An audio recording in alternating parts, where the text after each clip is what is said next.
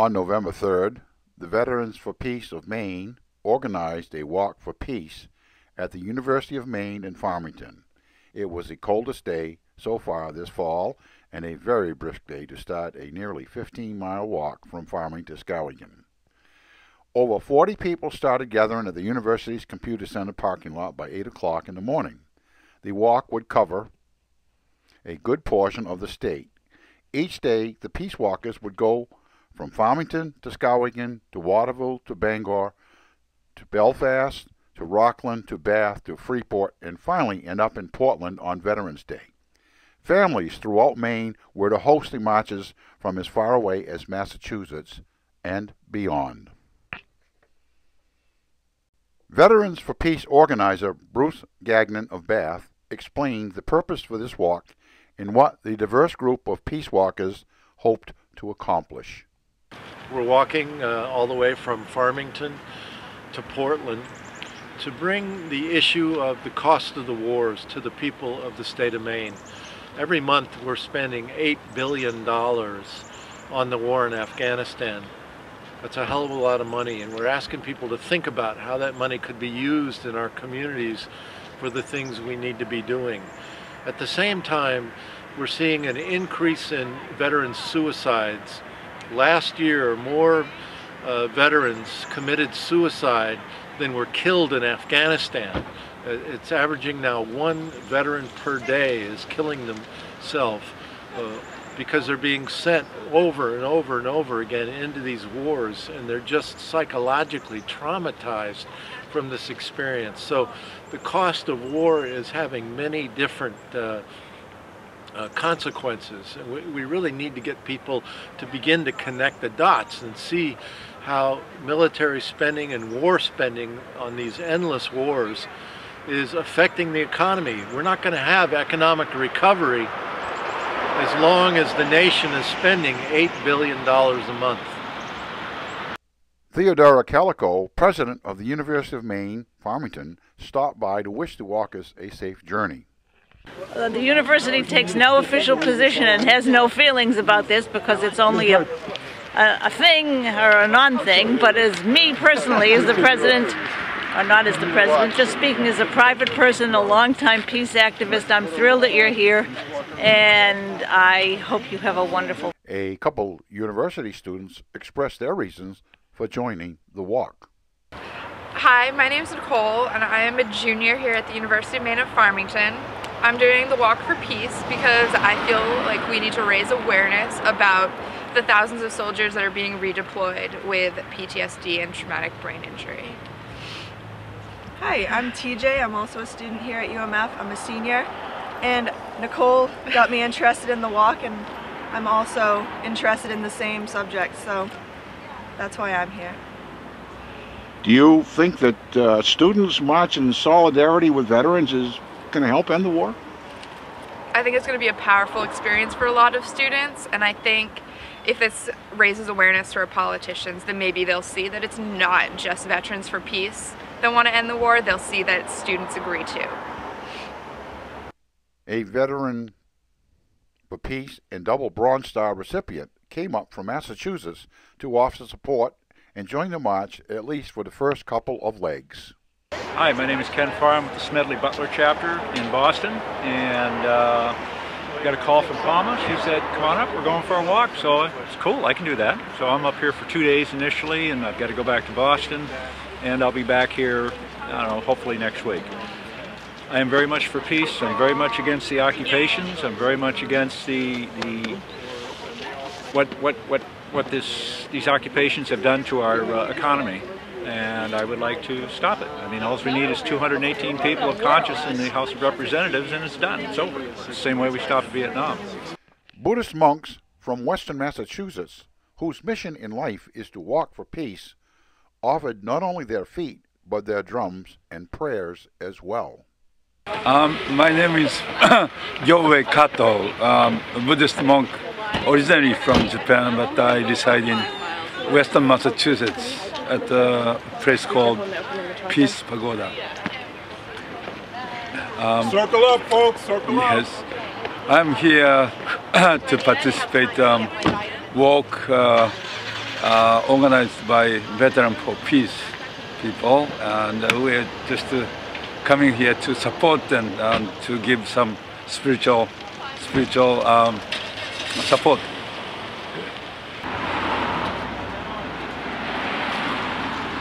Just before leaving, the Peace Walkers gathered in a circle to go over some last-minute details of how things would go.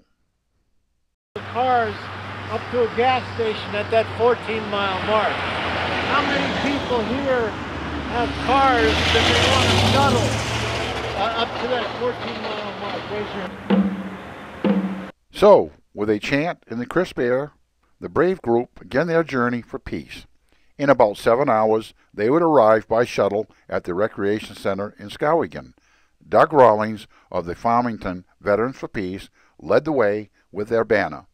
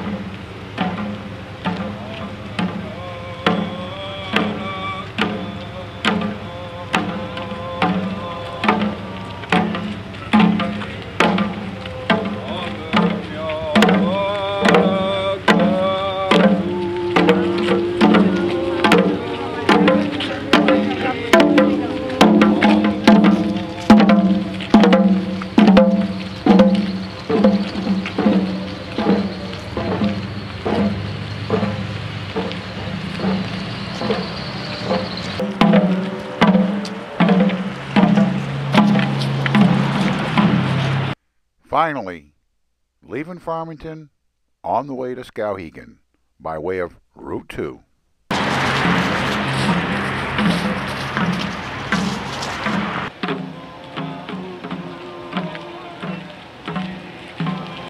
The Peace Walkers hadn't been into their mission more than 20 minutes, and they happened by the Farmington Cemetery on the way out of town. It seemed such an omen that this group would walk past a great number of grave markers. I wondered how many more would have to die in these endless wars before our country realized the futility of senseless war. It seems we always fight wars for freedom, and yet, after the wars eventually end, nothing has really changed. If anything, we end up losing more of our personal freedoms. Shortly after walking past those prophetic grave markers, the Peace Walkers approached Route 2 to Skowhegan.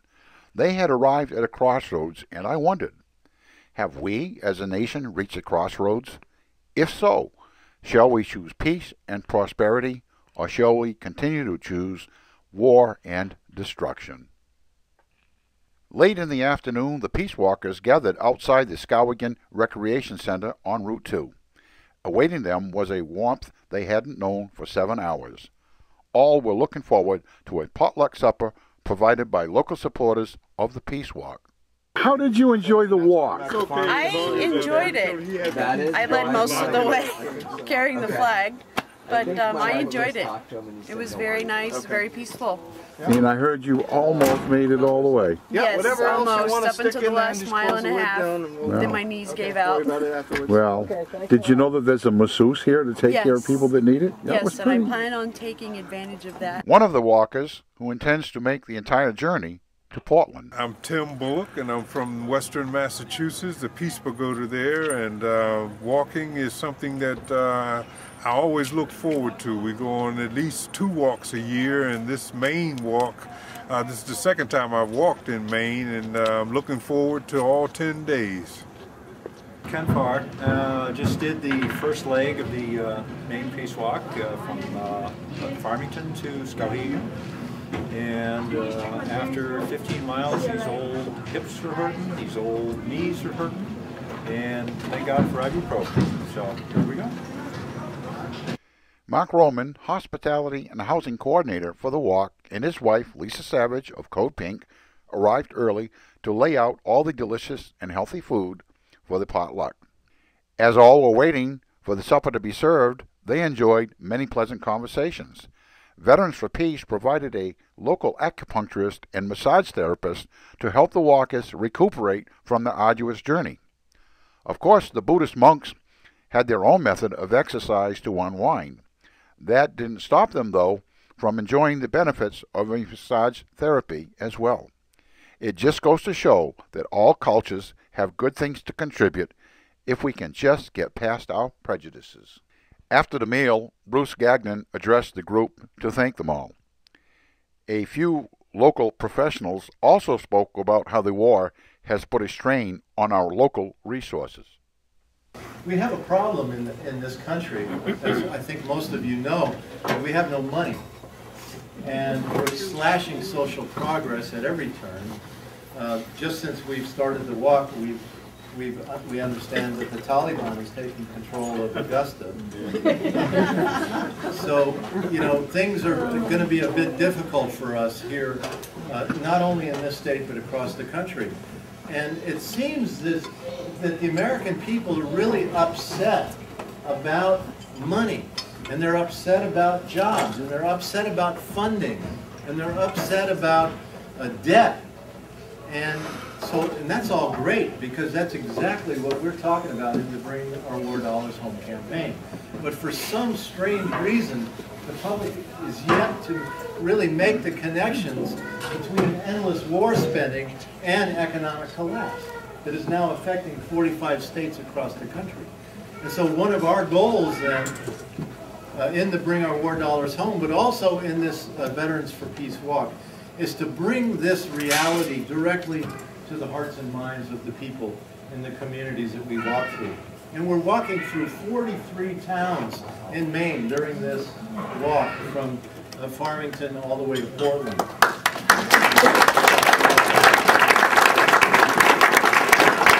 What we know, thanks to the National Priorities Project, is that since 2001, Maine's share of the wars is now $2.94 billion. Maine's share of the wars since 2001, $2.94 billion. And today we're spending at a rate of $8 billion a month, every single month. $8 billion we're spending on the war in just Afghanistan. When you add in what we're still spending in Iraq, it's another $2, $3, $4 billion. So we're talking some big money here that could be alleviating a lot of concerns and problems across this nation.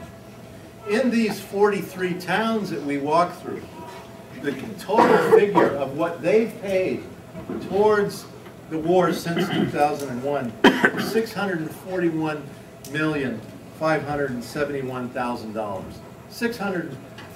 Almost $642 million, just in these 43 towns that we're walking through.